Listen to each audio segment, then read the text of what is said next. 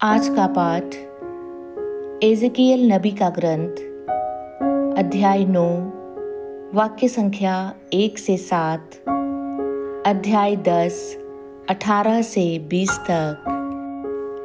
मैंने प्रभु को ऊंचे स्वर से यह कहते सुना, जो नगर को दंड देने के लिए नियुक्त हैं, वे विनाश के शस्त्र हाथ में लिए निकट आ रहे हैं। इस पर उत्तर के उत्तरी फाटक से होकर 6 व्यक्ति आ गए। नगर का विनाश करने के लिए उनके हाथ में शस्त्र थे। उनमें से एक छालटी के कपड़े पहना था और उसके कमरबंद से लेखन सामग्री की थैली लटक रही थी। वे आकर कांसे की वेदी के पास खड़े हो गए। तब इज़राइल के ईश्वर की महिमा, जो केरूबों के ऊपर विराजमान थी, उठकर मंदिर की दहली पर आ गई। प्रभु ने छालटी के कपड़े पहने मनुष्य को, जिसके कमरबंद से लेखन सामग्री की थैली लटक रही थी, बुलाया और उससे कहा, नगर के आर पार जाओ, सारे यरूशलेम में घूमकर उन लोगों का पता लगाओ जो वहां हो रहे विभत्स कर्मों के कारण रोते और विलाप करते हैं, और उनके मस्तक पर ताव अक्षर का चिन्ह अंकित करो। मैंने उसे दूसरों से यह कहते सुना, इसके पीछे पीछे चलो और सभी निवासियों को दया किए बिना मारो, कोई बचने न पाए।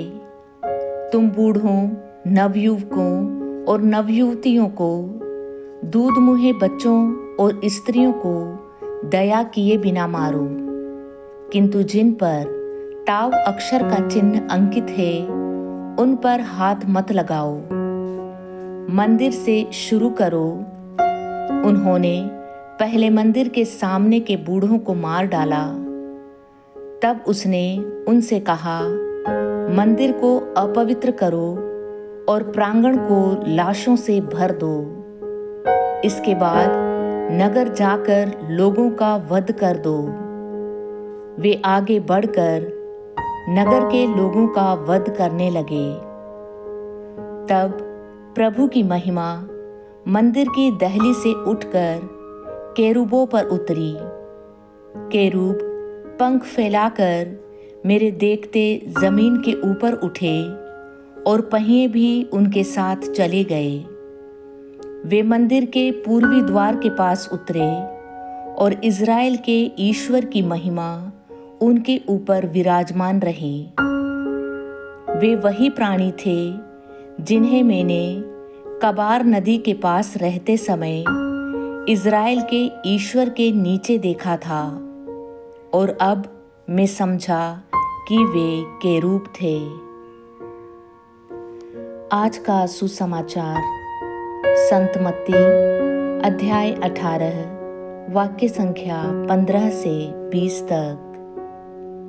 यदि तुम्हारा भाई कोई अपराध करता है, तो जाकर उसे अकेले में समझाओ।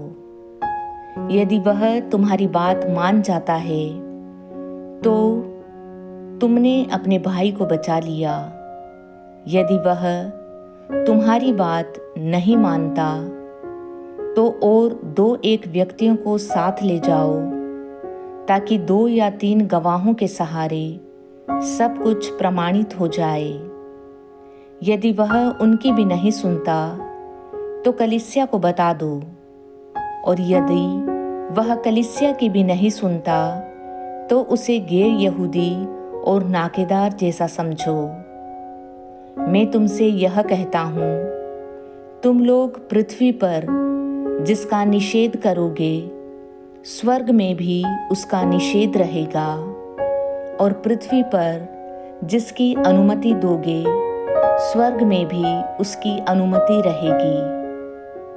मैं तुमसे यह भी कहता हूँ, यदि पृथ्वी पर तुम लोगों में 2 व्यक्ति एक मत होकर कुछ भी मांगेंगे, तो वह उन्हें मेरे स्वर्गिक पिता की ओर से निश्चय ही मिलेगा, क्योंकि जहाँ 2 या 3 मेरे नाम पर इकट्ठे होते हैं, वहाँ मैं उनके बीच उपस्थित रहता हूँ।